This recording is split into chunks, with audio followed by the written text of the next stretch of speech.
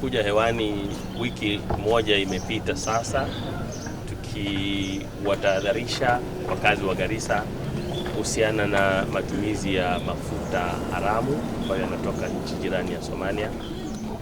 Nafikiri kufikia sasa umeona kwamba tumeweza kushika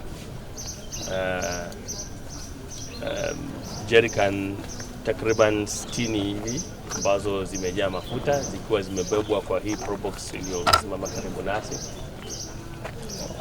Mafuta haya yote yana thamani nafikiri takriban ya zaidi ya 200,000.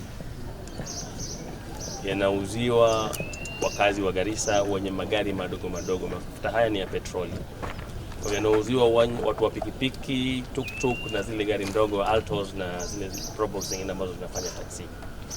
Tumeweza kutahadharisha wale wahusika wa biashara hii kwamba sisi kama kamati ya usalama na multi agency yote kwa jumla hatutapumzika hadi tuhakikishe kwamba biashara hii imekoma.